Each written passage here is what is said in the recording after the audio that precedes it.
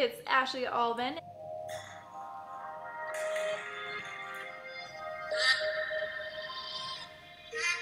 Now that you guys know how I got started in the adult industry and that it wasn't necessarily the best start, now I want to tell you guys how I made my job into something that I truly do love and enjoy doing.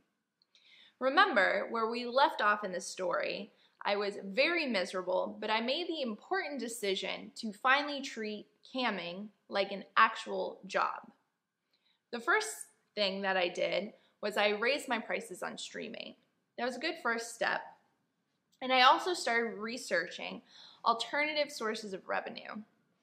One of the websites that I found out about is called Clips for Sale. Clips for Sale is a website where you can sell amateur videos. And when I discovered Clips for Sale, I was drawn to it immediately. At this point, I had filmed, maybe a handful of videos. So I wasn't really filming a lot, but something about making videos a main source of my income was very appealing to me. And also, when I discovered Clips for Sale, I made two important decisions. One is that when I went onto the website, the majority of the content is fetish content.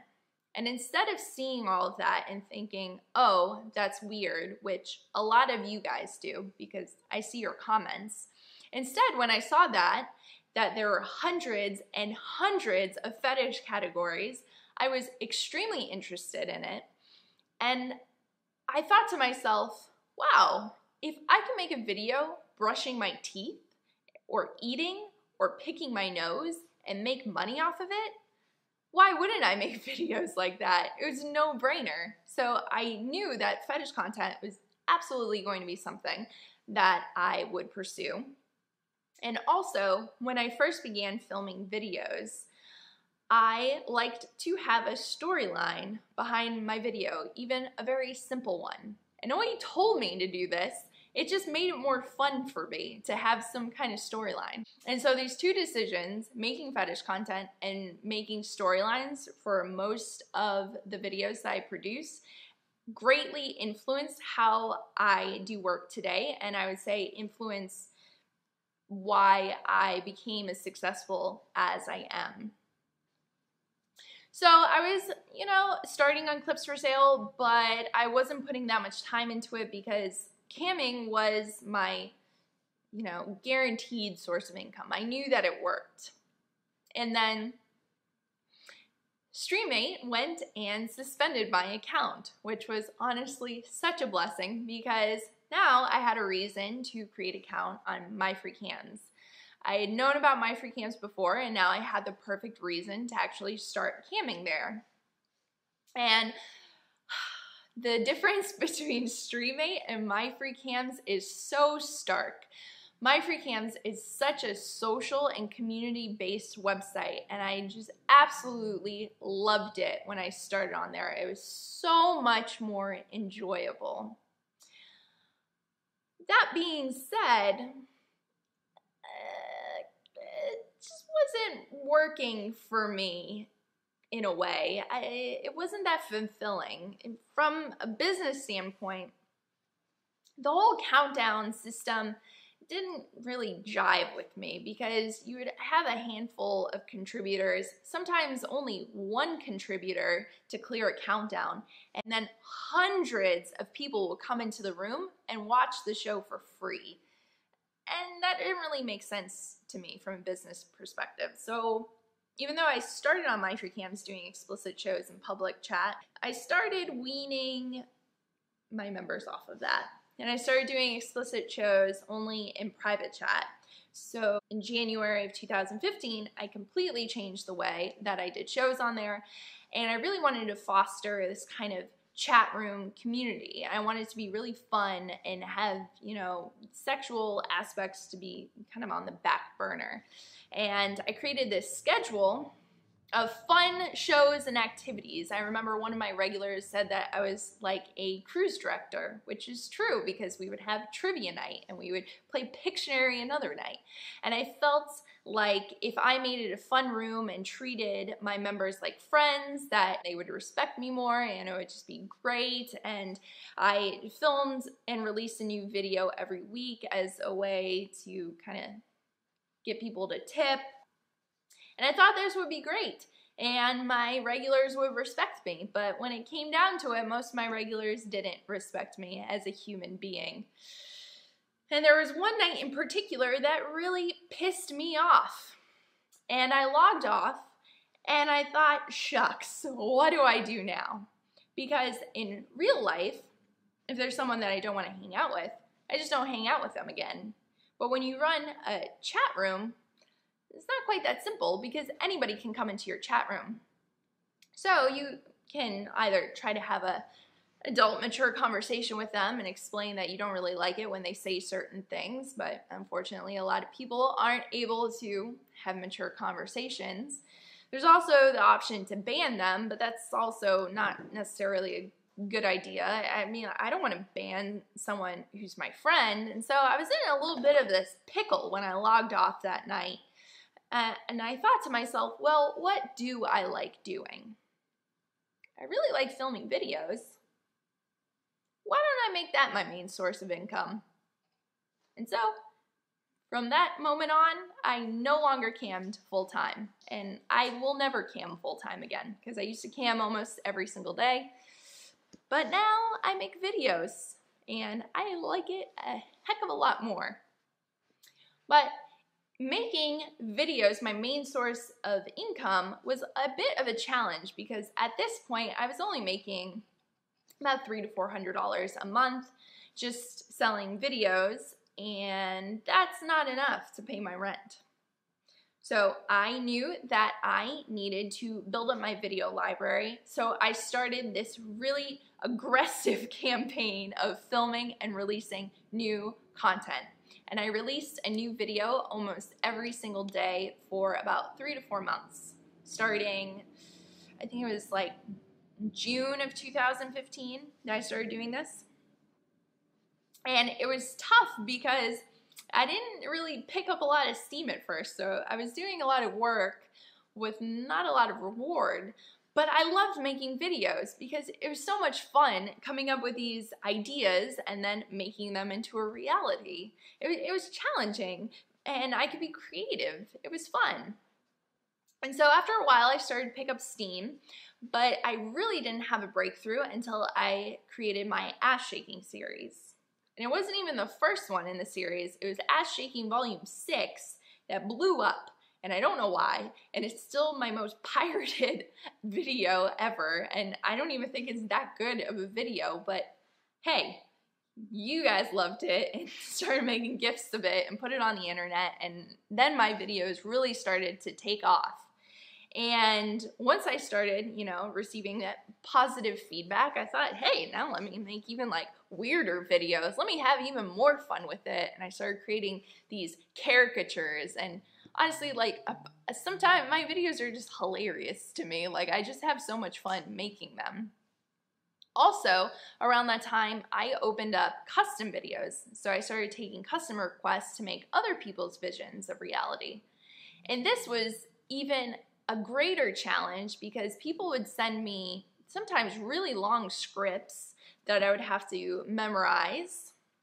And other times someone would send me, maybe a 3-sentence paragraph, but within it is about 5 different positions that they want to see. And so I have to decipher this and make it into a reality, into a video that actually, makes sense and isn't rushed. And so it's a lot of fun making custom videos.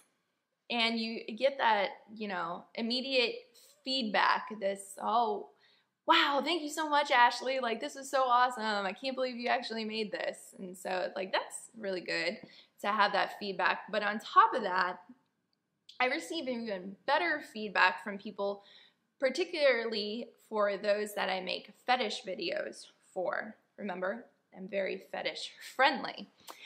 And for example, I have made a lot of forced buy videos. So forced buy, I would say it's for those who might be curious or bisexual or homosexual, but for whatever reason, maybe just religious, family, background, where they live, they're not entirely comfortable with that aspect of their sexuality. And so they like watching these videos because I think in a way having a girl tell you to do these things makes it more palatable or acceptable for them. And so I've had multiple people contact me and say that after watching a Force By video, they actually felt encouraged to go out on a date with a guy. And it blows my mind that I could have that effect on someone. And it makes me so happy when I receive messages like that. And also, I receive messages from other people who have more, let's say, unique fetishes.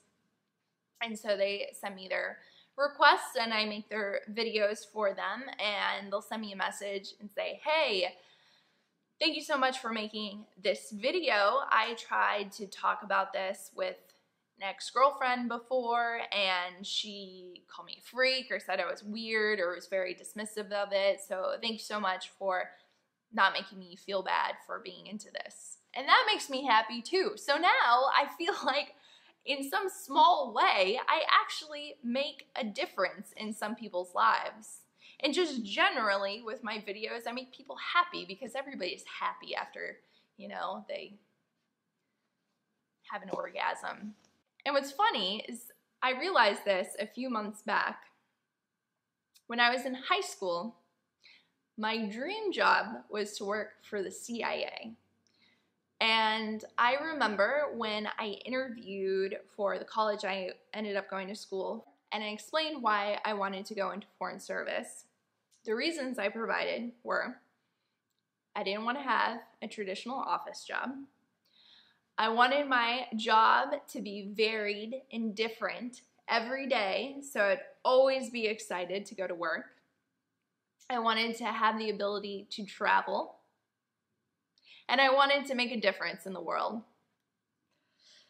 And isn't it funny how life works out? I did not realize that I was actually going to be able to have my dream job doing porn. And it's funny because if I had worked for the CIA, I probably wouldn't have fulfilled all of those wants. But now because I'm my own boss, I can actually do all these things. Like that's actually a reality now. It's crazy how life works out. And when I think about it, it's tough to say if I would take it all back. If I regret getting into this industry and I would do things differently if I had the opportunity. It's really difficult for me to say if I would do that because, I mean, yes, I was tortured for 6 years of my life. I lost those years. Yes, I now have to deal with prejudice and, you know, just misunderstanding when it comes to my job. And yes, it does suck to have some of my self-determination stolen from me. And by this I mean that people that I would never ever in my life show my naked body to now get to see me naked. Even people I know in real life, because when I meet people, guys particularly, they might not recognize me right away, but inevitably, a week or two or a month later, they'll go on to a free porn site and find one of my pirated videos and they'll be like, oh, I know that girl. And so guys that I would never want to see me naked get to see me naked. But all of those things are kind of, I would say they're costs of my job. But the benefits of my job is that now I can support myself really well. I get to have a very creative and fun job, which I would not have had otherwise. I have the ability to travel and make my own schedule, and I'm my own boss, which is awesome. If any of you are your own bosses, you know how wonderful that is. I have the ability to go back to school, and it's much easier because I can actually pay for it, and I have such a flexible schedule that I can really accommodate my class. And then I also, you know, I make people happy, which I probably wouldn't be doing otherwise. So I can't say that I regret anything. I'm pretty happy doing my job. And my job has kind of transformed significantly since when I first started, and it will continue to change and transform. And no, I will not do pornography forever. I'm going to school. I am going to hopefully join another field in the future. But do I regret doing porn? No. When I retire, am I going to pretend that I never did porn? No. Am I unhappy doing porn currently? Absolutely not. And so I know my origin story was pretty depressing, and I've seen comments saying how you guys just don't want to support my videos anymore knowing how I got into the industry. But to me, that's kind of silly, because now that I'm keeping 100% of my income and I'm having a lot of fun and enjoying my life, this is the perfect time for you to support my job and help me out, especially because I'm going back to school and I can't work as much as I used to. But everybody is free to make their own choices about things. I just want you guys to know that this is my journey that I've been on, and it's how I've made my job into something that I do enjoy. And I hope you enjoyed hearing my story. I'll see you guys next time.